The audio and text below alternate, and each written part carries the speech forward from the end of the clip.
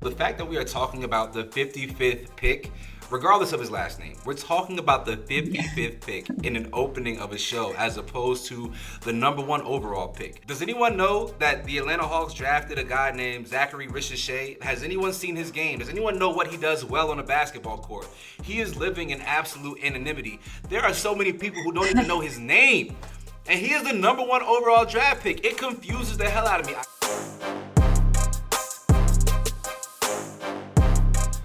Welcome to Le Fumble. Samaria, what's the word? Dimples looking poppin'. Hello, how you doing? I like your hat. What does it say? It's a Negro Leagues baseball hat, which is ironic because we will be talking about some baseball today. So look at that. You're not in your usual place. Where are you? Looks like you're in, if I had to guess, the Midwest somewhere. It's looking dilapidated. No, where you at? Detroit?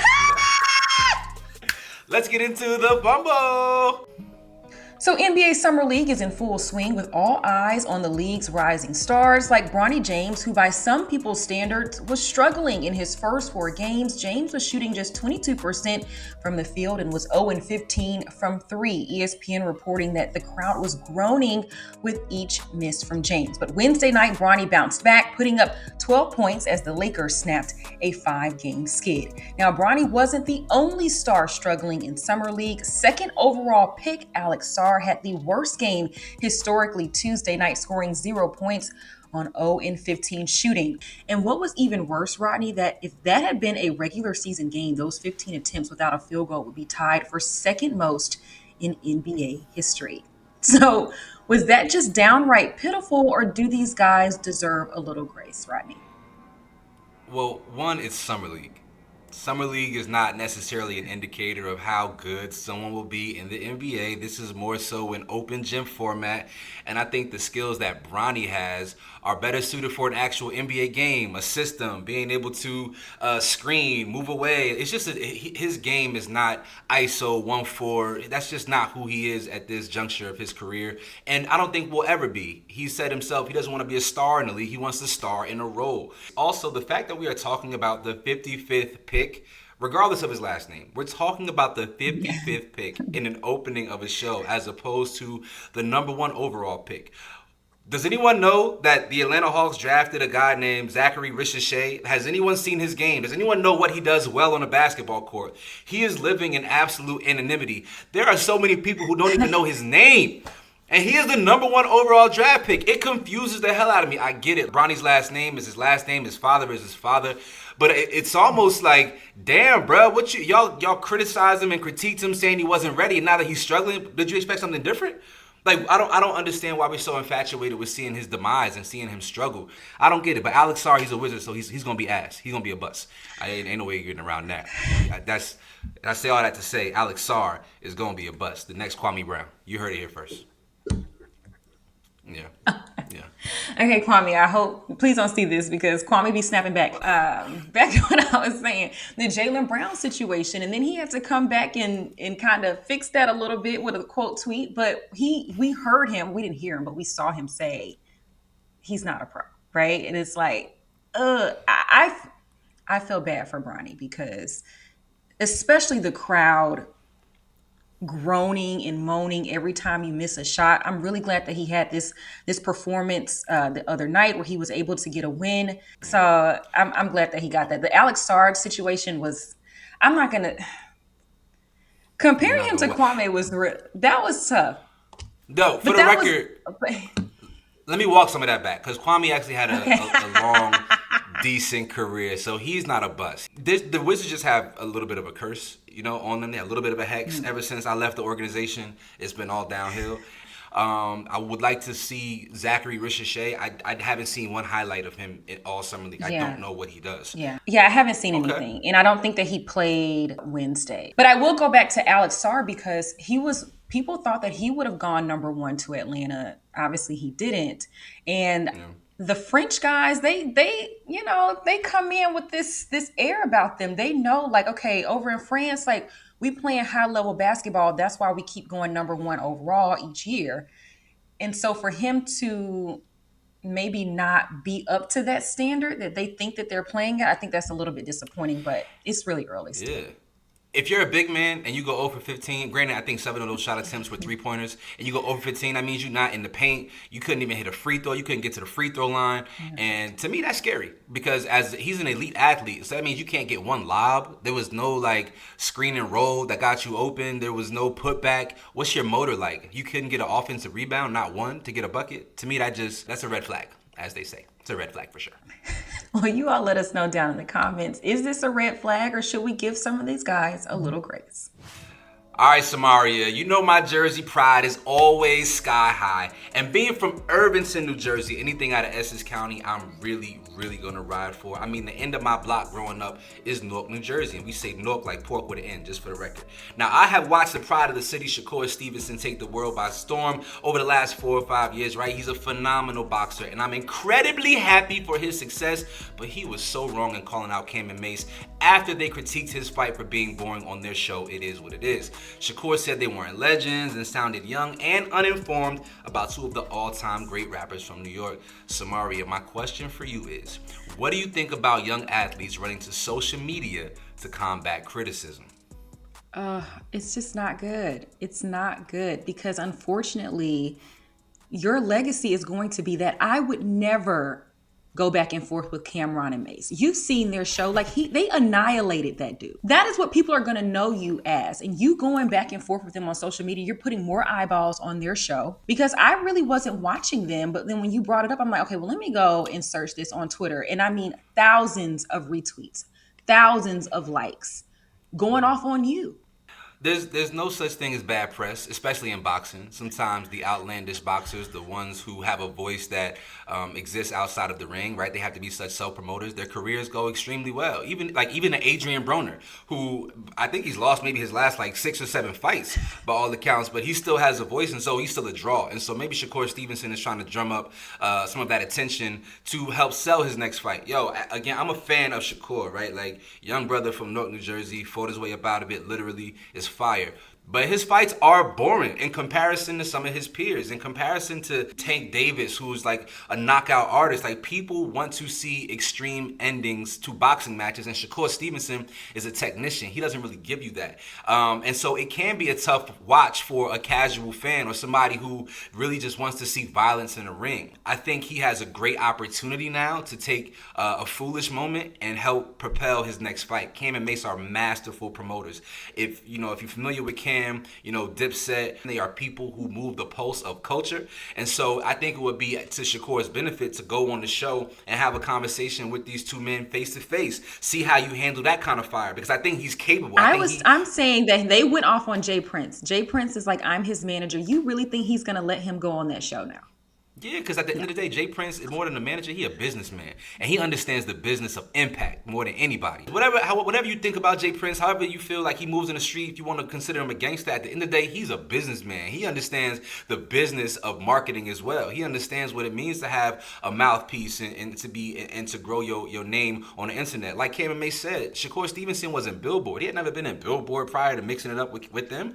I just feel like he's lost a little bit of street cred, and it's going to take a lot to get that back. Yeah, people, you say that.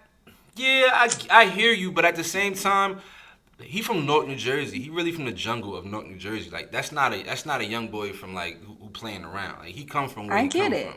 Let me ask you this, because I'm wondering, right? There are so many famous people, right, who are famous for anything, music, entertainment, whatever they gained their name from. They transition into more of a media space, right? But sometimes it feels like, or it looks like, these people are personally attacking you because it doesn't feel as if they're true media. Do you feel like that's a hard thing for people to understand, recognizing who's doing their job in media versus who's just talking crazy to them? Yeah, and I think that that's where he messed up at. That's what I'm saying. I'm like, you didn't have to say anything. Like, a lot of people are critiquing you. I'm sure you could tune into ESPN and people were saying things like, or on Twitter, you're going to go back and forth with every single person that has something negative to say. Then you're not a real boxer. Like, yo, if Muhammad Ali had Twitter back in the day, if Mike Tyson had Twitter back in the day, they would be going crazy. If Tupac had a Twitter account back in the day, Can you imagine the things that Tupac would have been saying on Twitter, on Instagram, if they had a platform as big as social media to Okay, so I'm saying if you're Shakur, I'll ask you a question then, Ronnie. If you're Shakur Stevenson and you see Cameron and Mace got this show where they just joke, right? Like it's really funny. I don't take it seriously. If you see that, you really gonna go off the way that Shakur did on Twitter, like and looking kind of crazy in the It depends process. on my end game. If my end game is to grow my name, if my end game is to create buzz, if my end game is to have press, then yeah, I'm gonna go back and forth with these gentlemen because their clips go viral. Now, if Yeah. he's just miserable, sad, depressed, and sad because of the reception that his fights are getting, that's a different conversation. But if he's doing this strategically with the understanding of what's potentially to come on the other side of these disputes, then I'm all for that because again, there's no bad press. Everything is good for him. All this whole interaction is only benefits Shakur Stevenson. Now people are gonna want to see him get knocked out. Right now, people are watching to see how you fail, which it might be tough on you internally, See, mentally. Right, when you talk see, about that's mental what health, I'm saying. but it don't matter. See, You fighting for the bag. You fighting for a chance to secure your family's future. He again, Newark, New Jersey. Y'all let us know your thoughts. Do you feel like Shakur Stevenson was in the wrong for going back and forth with Cam and Mace, or is it a good strategy to help grow his brand?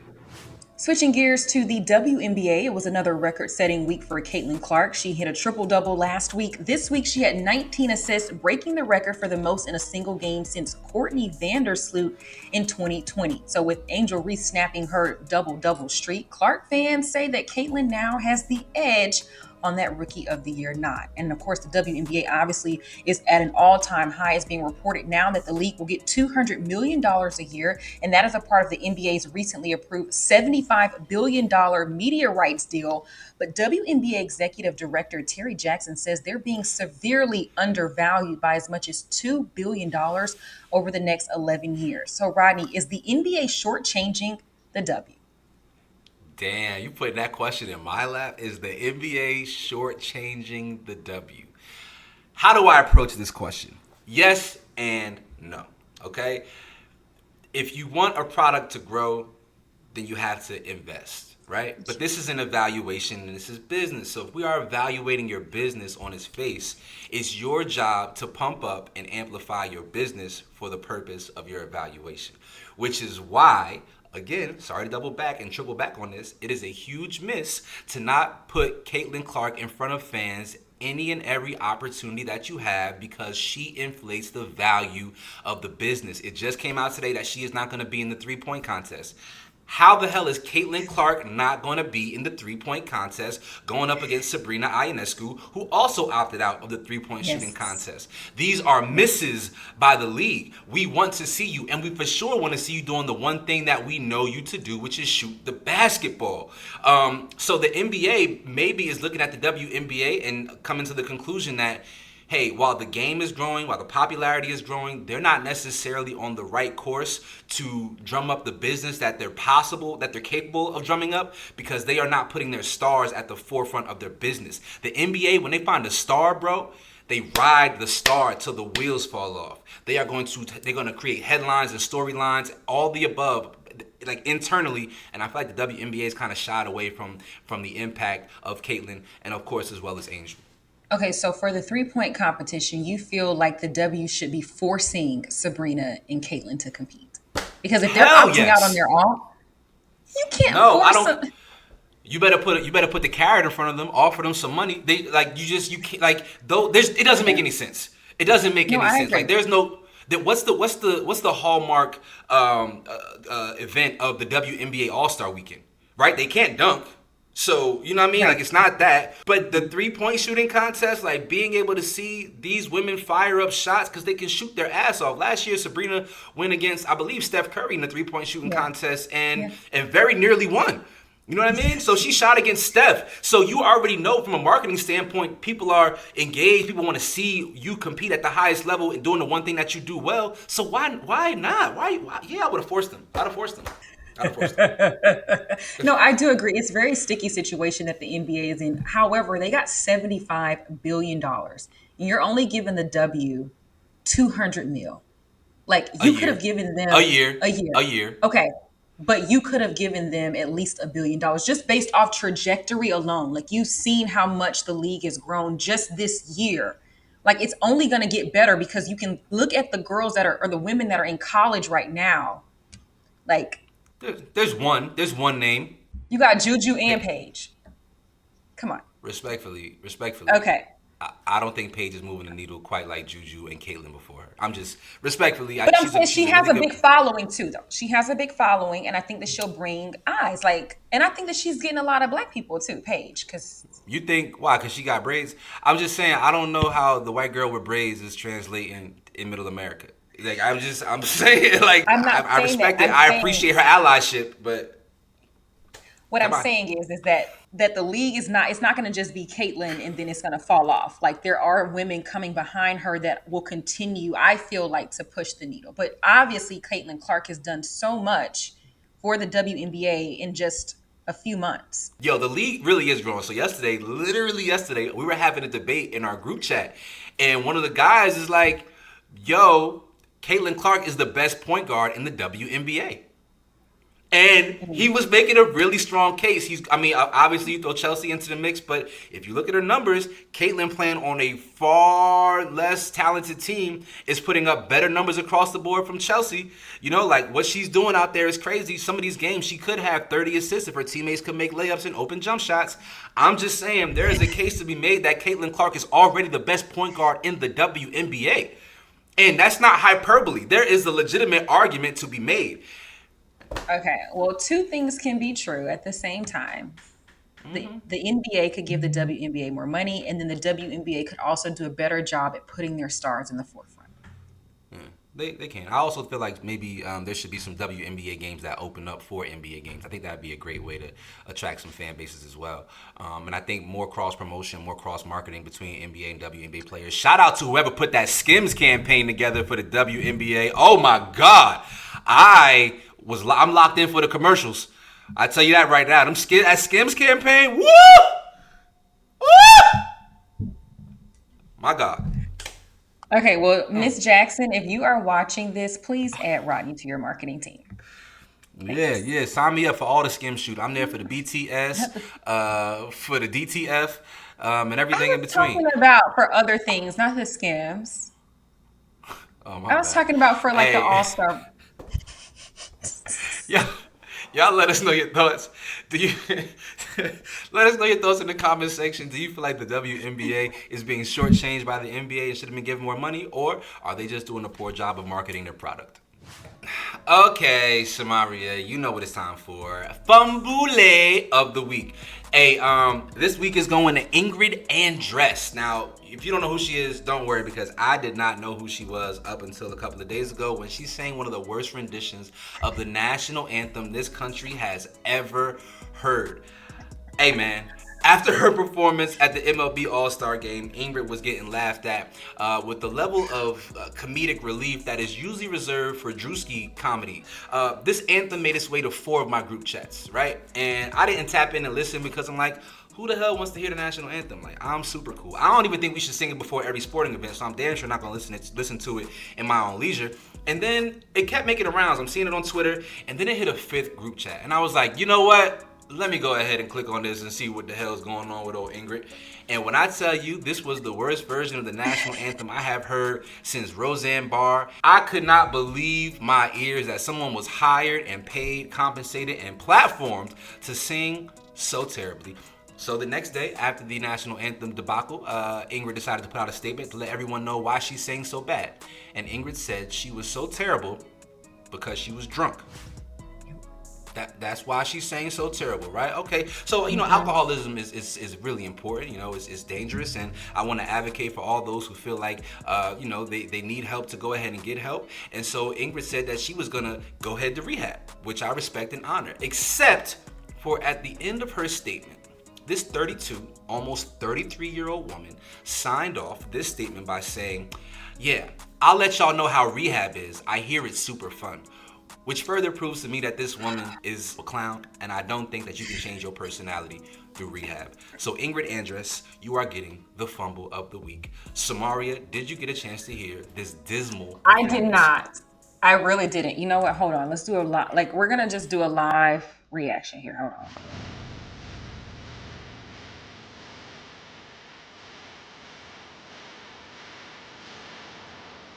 I will say she looked drunk. She looked drunk.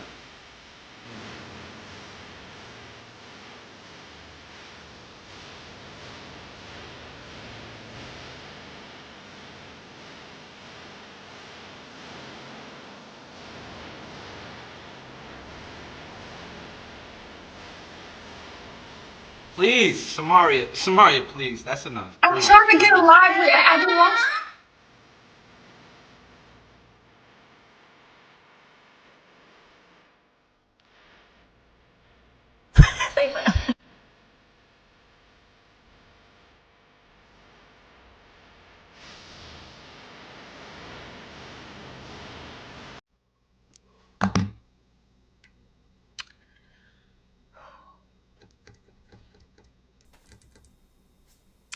Um,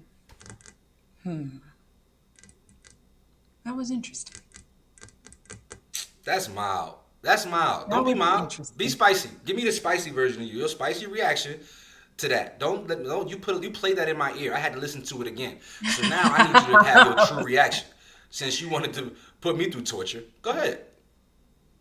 She deserves the fumble because that was not only bad, but like you mentioned, she's playing with rehab. I was really like when you were reading this to me, I'm like, okay, good. Like kudos to her. Like she wants to take the next step. She's holding herself accountable for embarrassing herself in front of the entire country or probably the world at this point. She has an alcohol problem. Okay, she's going to rehab. But then she's like, I'm gonna let you know how it goes because I heard it's I hear it's fun. Now super it's a fun. Super joke. fun. It's She a playing joke, around. T. She playing in our faces, and I'm not a fan of that. If I need to hear the national anthem, I'll go listen to Marvin Gaye's rendition. I don't need all of these Let's do a Whitney hillbilly. Houston.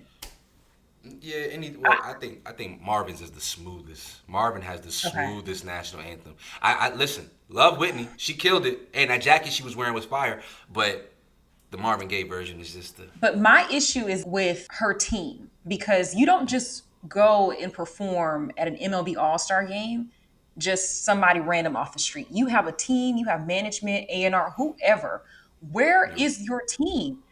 Like, did y'all not see this girl in the back? Like, At that point, when she's there, it's already too late. I mean, nobody was going to watch the MLB All Star Game anyway, so this probably is the best and biggest headline it could possibly garner. Don't nobody care about that. So, I guess maybe, again, there's no such thing as bad press. Look at that. Full circle moment. We're right back at it. Now she can go to rehab. She can become an ally and advocate for alcoholism and addiction. And, America loves a comeback story, especially when it's a white girl. So that's fire.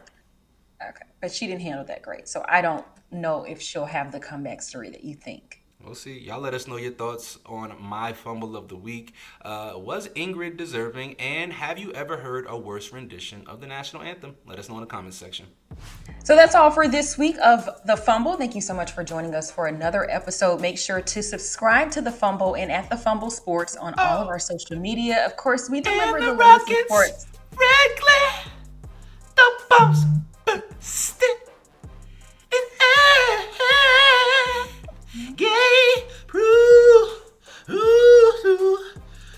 the night. That flag was still there. Oh, say. Sorry. Thank y'all for watching The Fumble. Till next time.